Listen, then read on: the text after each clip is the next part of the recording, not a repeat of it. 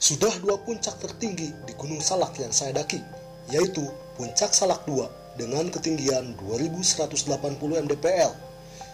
Juga Puncak Manik yang ketinggiannya hanya 2211 mdpl.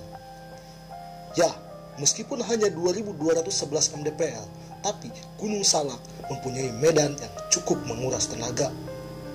Jika ada yang bilang kecil-kecil cabai rawit, namun bagi saya Gunung Salak kecil-kecil cabai setan. Pedas. Berawal keinginan untuk mendaki Puncak Salak Manik yang konon menurut beberapa sumber banyak mengandung unsur mistis. Akhirnya saya datangi Puncak Salak Manik ini. Ya, akhirnya saya merasakan sendiri kemistisan Gunung Salak ini. Jalur yang saya lewati untuk menuju Puncak Manik adalah via jalur Cimelati, Citaman, Sukabumi. Saya dan ketiga teman saya naik jam 8:30 untuk mencapai Puncak Manik. Di perjalanan dari pos Simaksi sampai pos 3, kami berjalan lancar mulus tanpa kendala. Sampai di pos 3 jam 11 siang. Namun kami lupa tidak membawa air. Dengan berat hati, kedua teman saya turun dari pos 3 menuju pos 1 untuk mengambil air. Ya, sungguh menguras tenaga. Namun, karena air adalah bekal utama pendakian kami pun sepakat agar 2 orang diam di pos 3 dan 2 orang turun ke pos 1 untuk mengambil air. Karena di pos 3 tidak ada sumber air. Ada sumber air di pos 3 jalannya ke kanan ke Curug. Namun, medan yang harus dilewati tidak bisa kami lewati karena kami tidak membawa bekal tali untuk turun ke curug tersebut. Ini baru namanya trek Gunung Salak. Mantap pokoknya mah. Tadi balik lagi ke pos 1 ya? Iya. Waduh, Anda sangat luar biasa. Saya kagum. Tapi saya tadi ketakutan. Ada keanehan dari cerita mereka berdua, di mana di sepanjang jalan turun mereka ditemani dan dituntun oleh 2 kupu-kupu yang sangat bagus, mengantar mereka sampai ke paralon pos 1 dan diantarkan kembali ke pos 3. Kami lanjutkan perjalanan jam 1 siang, dan inilah jalur terberat dari pos 3 menuju pos 4. Jalurnya terasa sangat panjang sekali, menghabiskan kira-kira 2 jam lebih. Kami istirahat sebentar di pos 4 untuk menikmati sebatang rokok dan minum air.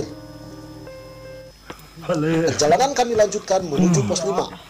Waktu berjalan lancar, tidak ada kendala apapun, dan kami melanjutkan perjalanan menuju pos 6. Semangat ya. Bu bidan ya? Semangat. Disinilah kami bercanda, karena sebentar lagi kami mau menuju Puncak Manik. Setelah sebatang rokok dan cemilan, kami pun bercanda di pos 6. Kami lanjutkan perjalanan menuju puncak. Disinilah keanehan mulai terjadi. Kami berjalan terus dari pos 6 menuju puncak. Namun, puncak yang kami tuju tidak juga kami temukan. Padahal, estimasi waktu dari pos 6 sampai puncak berkisar 30 menit sampai 45 menit saja. Namun, setelah 2 jam, kami tidak juga sampai. Sambil bercanda untuk mengusir rasa lelah, saya pun merasa ada keanehan. Pertama, di sebuah pohon yang sudah berlumut, waktu menunjukkan ke puncak, secara tidak sengaja saya mematahkan dahan yang sudah lapuk. Kemudian kami lanjutkan lagi perjalanan. Tapi anehnya, kami menemukan kembali pohon yang berlumut tadi. Spontan saya langsung ngomong kepada 3 teman saya, dan 3 teman saya pun baru menyadarinya. Tidak berpikir panjang, kami pun melanjutkan perjalanan, dan untuk ketiga kalinya kami menemukan pohon tersebut lagi. Sungguh di luar nalar. Kami pun beristirahat di depan pohon tersebut, dan saya berinisiatif memanggil 3 teman saya untuk beristighfar dan berserah diri kepada Allah Subhanahu wa Ta'ala. karena kita hanyalah makhluk yang lemah. Sadar diri itu penting. Setelah kita sadar akan kejadian tersebut, kami melanjutkan perjalanan. Sungguh aneh, tidak memakan waktu 5 menit, kami sampai di puncak Salak Manik. Di depan makam Mbah Salak, kami pun berziarah sebelum naik ke puncak. Setelah beres berziarah, kami pun merasa senang karena sampai di puncak Manik. Meskipun di perjalanan ada sedikit kendala. Sip. Puncak kak. Puncak. Puncak. Dok. Ayo.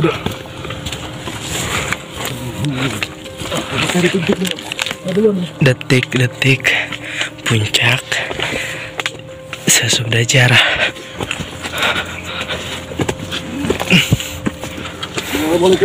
Assalamualaikum.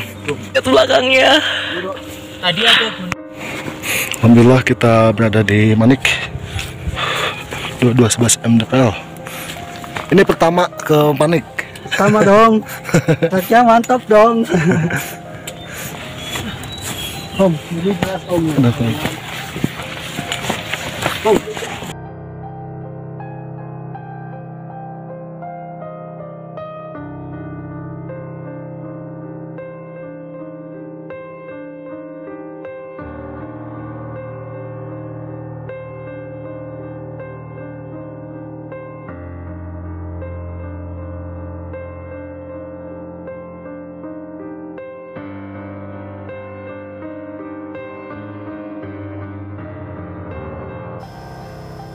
Kami pun bermalam di puncak Manik